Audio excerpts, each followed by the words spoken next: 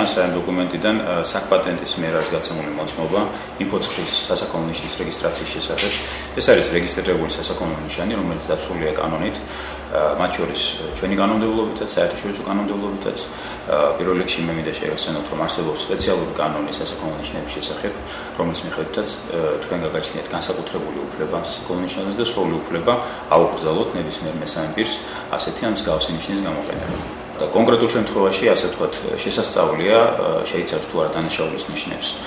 Აი ეს საკითხი, რომელზეც თქვენ გქონდა საუბარი, ეს არის info9.com-ის ქმედებები, რომლებიც იყენებენ იმდენად იდენტურ ნიშანს, სასაქონლო ნიშანს, რომელიც განსხვავებას თითქმის შეუძლებელია info9-ის სასაქონლო ნიშნისგან და ამას იყენებენ აშკარად ისე, რომ ამით ზიანს აყენებენ რეალურ და ნამდვილ info9-ს და მის რეპუტაციას.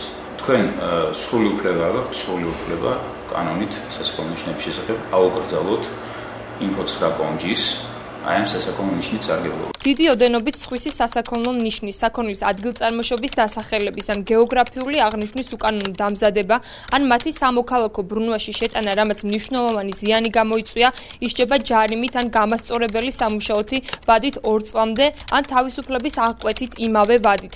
არარეგისტრირებულ სასაქონლო ნიშანთან საქონლის ადგილწარმოშობის დასახელებასთან ან გეოგრაფიულ აღნიშვნასთან ერთად გამაფრთხილებელი აღნიშვნის ყალბი მითითება, ისჯება ჯარიმით ან საზოგადოებისთვის სასარგებლო შრომით ვადით 120-დან 180 საათამდე, ან და გამასწორებელი სამუშაოთი ვადით 1 წლამდე, ან და თავისუფლების აღკვეთით ვადით 2-დან 3 წლამდე.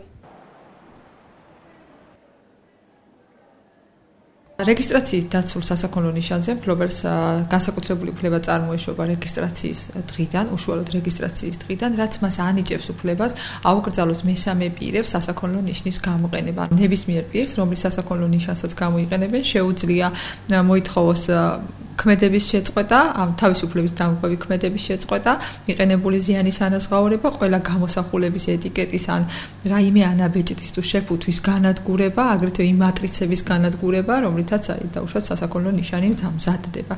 გარდა იმისა, რომ უშუალოდ თვითონ სამოქალაქო დავის საგანი შეიძლება გახდეს სასაქონლო ნიშნების გამოყენება, ცალკე თავის მხრივ სისხლის სამართლის კოდექსის 196 მუხლიც არეგულირებს ამ ურთიერთობებს და კანონშიც არსახად არის მითითება იმასთან დაკავშირებით, რომ თუ კი მოხდება სასაქონლო ნიშნის ან სხვა კომერციული აღნიშვნის მართლსაწინააღმდეგო გამოყენება, ამას შეიძლება გამოიწვიოს სისხლის სამართლებრივი პასუხისმგებლობა.